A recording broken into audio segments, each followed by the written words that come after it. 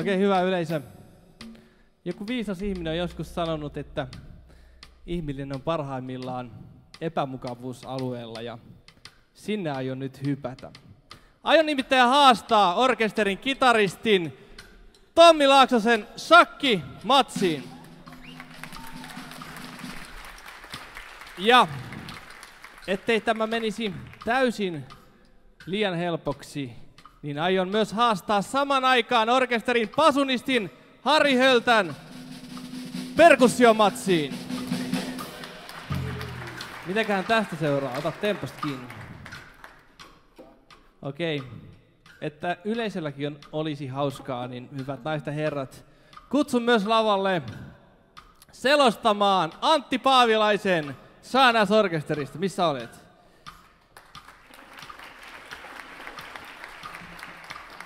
Kiitoksia. Hyvät naiset ja herrat, suoritetaan virallinen kisapunnitus.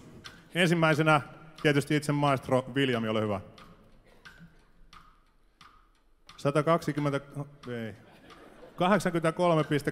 83,8, ihan hyvä tämän kokoiselta mieheltä. Se on tallessa. Harri Hölttä. –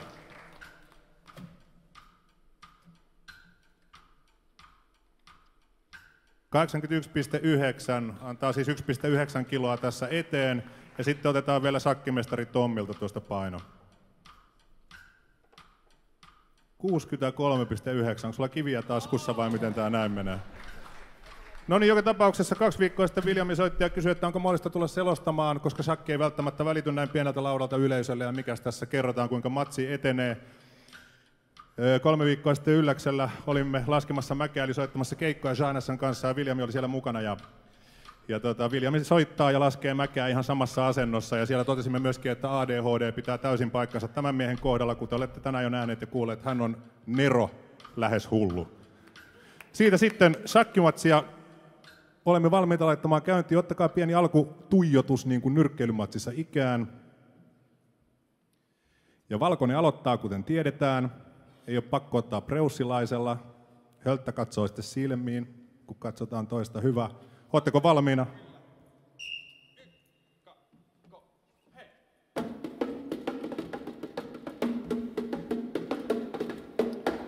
Siinä lähdettiin varsinaisella viidakkobuukilla liikenteeseen. Kuningas kaatui, mutta se taisi olla vahinko.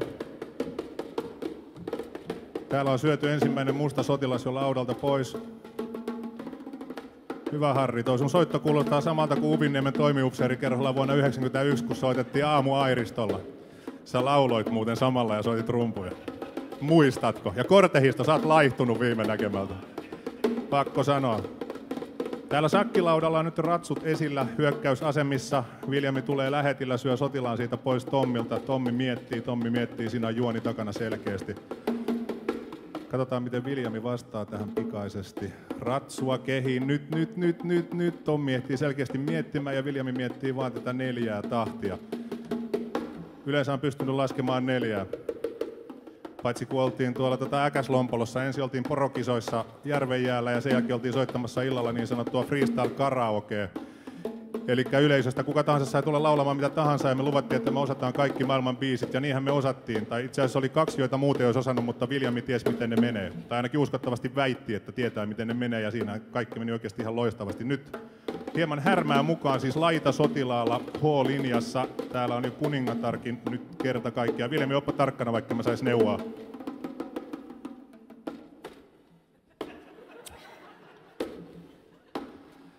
Vaikuttaa dopingin hommilta. Tartu nyt vaan siihen, kyllä.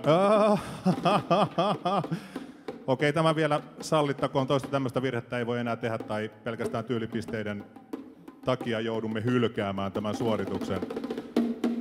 Nyt katsotaan, miten Tommi vastaa. Nyt oikeasti aika jännät paikat. Täällä ei välttämättä ihan vielä loppu lähesty, jos Viljamilta löytyy sen verran nöyryyttä, mitä yleensä soittimen kanssa.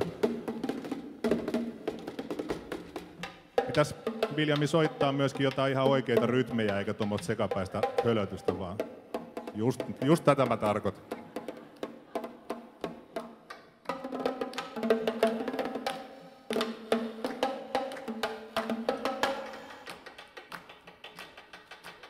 Pystyy tekemään kahta asiaa yhtä aikaa, siis soittamaan ja pelaamaan, vaikka piti tehdä vuorotellen. Miettii. Täällä laudalla on nyt semmoinen tilanne, että Viljami on selkeästi vetäytynyt tonne nurkkaan puolustusasemiin. Siinä jo lähettäjä siirretään takaisinpäin ja nyt Tommi tulee lujaa nurkkaan. Oho. Kai tääkin oli joku siirto sitten sakissa. No kai tämäkin oli joku siirto sitten sakissa. No, kerätään tuolta lähetit talteen hetken päästä. Oho, Viljami pisti pahan nyt, mutta ei siinä itse asiassa ole sen suurempaa hätää, koska Tommi vastaa loistavasti. Tommi on saanut Viljamilta pois tällä hetkellä 1, 2, 3, 4 upseeria. Täällä on 4 upseeria myöskin syötynä. Sotilaita lähtee. Sotilaita on erittäin tärkeitä loppupeleissä, jahka sinne asti päästään. Nyt tämä periaatteessa näyttää siltä, että jos Viljami keskittyisi vähän enemmän tuohon soittamiseen, niin tämä kuulostaisi paremmalta ja yleisö tykkäisi tästä hieman enemmän. Ja siksi toisaalta Tommilla olisi mahdollisuudet tässä sakkimatsissa. Kattokaa nyt tätä miestä. Suomen johtavia saksofonisteja. No niin, laidasta tullaan kovaa. Nyt on Tommilla oikeasti hyvät maikset päästä tuosta keulille. Kato. Näin, meidän Viljami. Miettii. Jaha, vaikuttaa siltä, että sillä on joku idea nyt takaraivossa ja purkaa energiansa rumpujen puolelle, mutta saattaa jopa päästä ratsullansa. No, katsotaan mitä herra tekee. Kyllä, ratsulla tultiin jo hieman puolustamaan. Nyt Tommi, oot tarkkana. Enteilee loppua selkeästi. No, sun pitäisi, Harri, pystyä vastaamaan jotenkin näihin Viljamin sepustuksiin. Just tätä mä tarkoitin. Hyvä. Se saattoi olla niitti.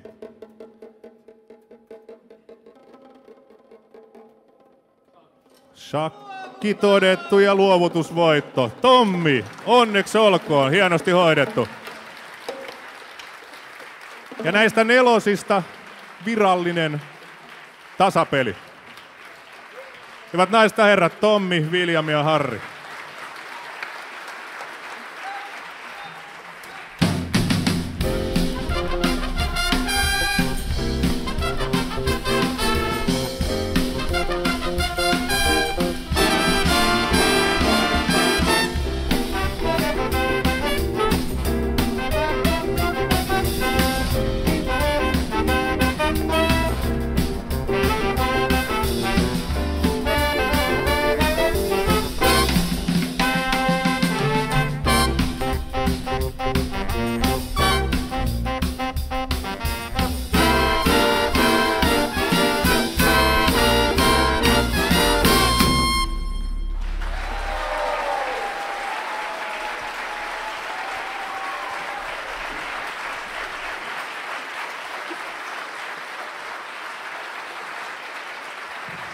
Kiitos myös Antti Paavilainen, mies lähetin takana. Bug Boyle Big Band kiittää. Ja Pakila Strings. Olkaa hyvä, ylös. Bug Boyle Big Band ja Elina Arliin vielä kerran lavalle. Oikein paljon kiitoksia teille kaikille. Tää on ollut mahtava ilta. Katsotaan mitä ensi kerralla. Kiitos paljon.